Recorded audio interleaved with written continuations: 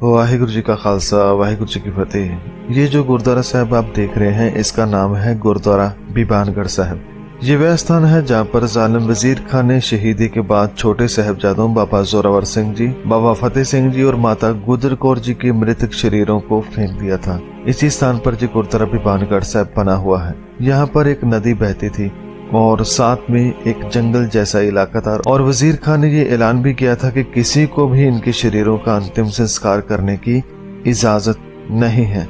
लेकिन सरहंद का एक दौलतमंद आदमी जिसका नाम टोडरमल था, जिसकी ये जहाज के आकार की बनी हवेली से अंदाजा लगाया जा सकता है कि वह कितना अमीर था। उसने शहीदी से पहले भी वजीर खान से साहबजादों को छोड़ने की बात की, पर वह नहीं माना था और अब फिर वह वजीर खान के पास गया और कहा कि आप ऐसा जुल्म मत करें, कम से कम इनका अंतिम संस्कार तो पूरे रीति रिवाज से होने दे। तो वजीर खान ने कहा कि ठीक है, हम आपकी बात मान लेते हैं, लेकिन मेरी एक शर्त है।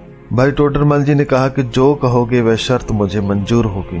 तो वजीर खान ने कहा कि जितनी जमीन इन तीनों के संस्कार के लिए चाहिए, तुम्हें इतनी जमीन सोने की मोहरें बिछाकर लेनी होगी। तो भाई टोडरमल जी ने कहा कि मुझे मंजूर है। संगत जी, ये कोई छोटी मोटी रकम नहीं थी। कहा जाता है कि कई हजार सोने की मोहरें बिछाकर अंतिम संस्कार करने के लिए इस जमीन को खरीदा गया था। भाई टोडरमल जी ने अपना सब कुछ इतनी सी जमीन खरीदने के लिए कुर्बान कर दिया था। उसने कहा था कि जिसने अपना सब कुछ देश और धर्म के लिए कुर्बान कर दिया, उनके आगे ये सोना तो कुछ भी नहीं है।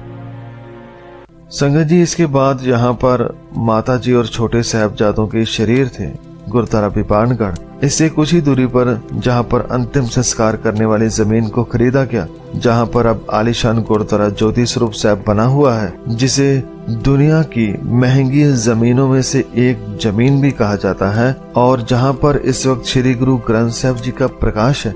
इसी स्थान पर माता गुजर कौर जी और दोनों साहबजादों का साथ ही में अंतिम संस्कार किया गया। अंतिम संस्कार के वक्त दीवान टोडरमल जी और उनका परिवार, इसके साथ भाई मोतीराम जी और उनका परिवार, इसके अलावा भाई तरलोका और रामा जी भी वहां पर मौजूद थे। इस तरह से अंतिम संस्कार के रस्मों को निभाया गया। मैं भाई टोडरमल जी की इस सेवा को प्रणाम करता हूँ।